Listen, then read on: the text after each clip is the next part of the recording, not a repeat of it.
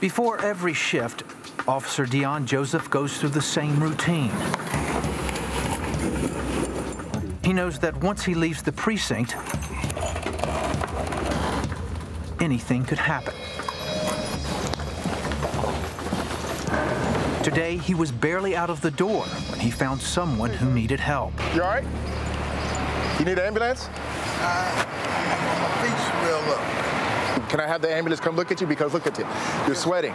You're dehydrated. Yes, sir. And let me get you some water. You want some water? 1 Sam Lincoln 35. Code 6 Central Station requesting an RA unit for a male complaining of severe pain to his foot, keeping him from walking. Baby got me down on my knees. How you doing? Officer Joseph is a beat cop on LA's infamous Skid Row, a 50-block area with the largest homeless population in the U.S. In his more than 20 years here, he's seen it all. There are 4 kinds of people in Skid Row. There are good people who are just trying to survive and trying to get their lives together. That's real. There are good people who do bad things because their addiction drives them to do it. I know people who, when they're sober, are wonderful to talk to, but when they're binging, they'll steal, they'll rob, they'll sell their bodies, they'll beat somebody over the head to get what they need, and that's unfortunate. And then you have bad people who have redemptive qualities. I've seen gang members stop a rape. And all I want to do is create an environment where he'll be motivated to continue to do more good work and change his life. And let's be real, the 4th category, there are people who are just down here and they don't care about these people getting sober. They don't care about them getting clean. They need them to make money off of them and exploit them. He sees a lot of well-meaning people bringing groceries and serving meals. But having enough food is not the problem. In this 50-block radius we call Skid Row, not one person goes hungry. As a matter of fact, the 5 major missions and even many of the hotels in the area serve 9,000 meals a day, and they offset their hours. So if you miss breakfast at the LA mission, you can go to the awesome Union Rescue mission. You miss the Union Rescue, you can go to the Midnight mission, and they serve 9,000. You don't even see 9,000 people in these streets.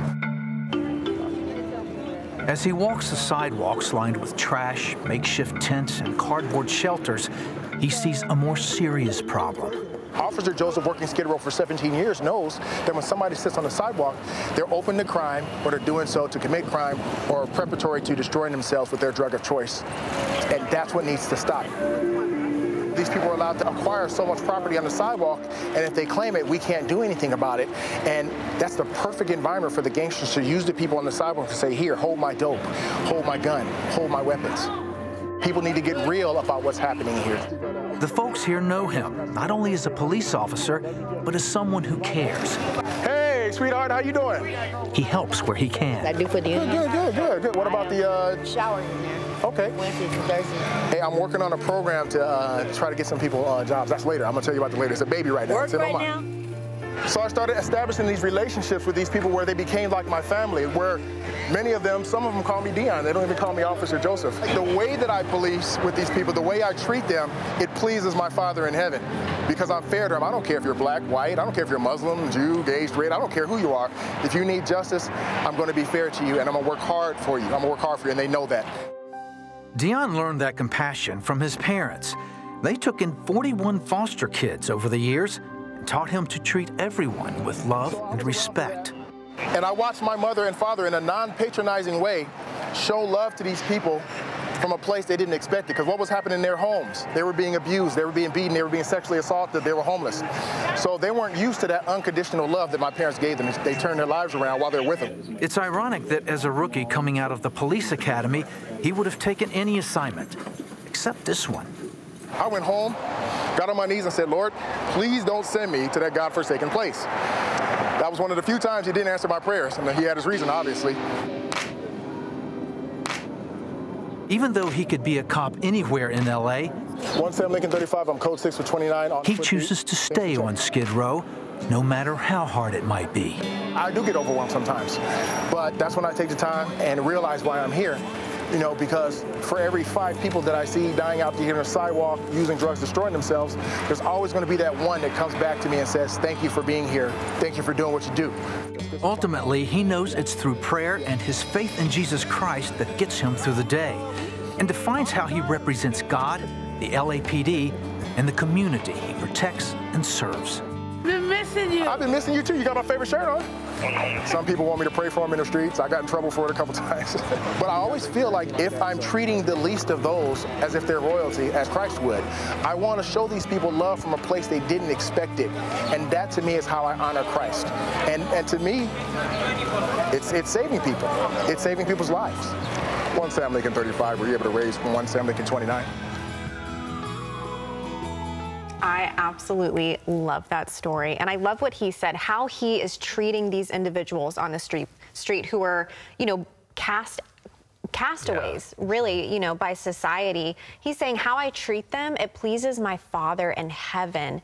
And man, that is such a good reminder for us, the Christians who aren't on Skid Row, who aren't in really dark areas of the world, to just treat everyone we encounter, whether they're Christians or non-Christians, whatever their lifestyle is, treat them with love and kindness. Yeah.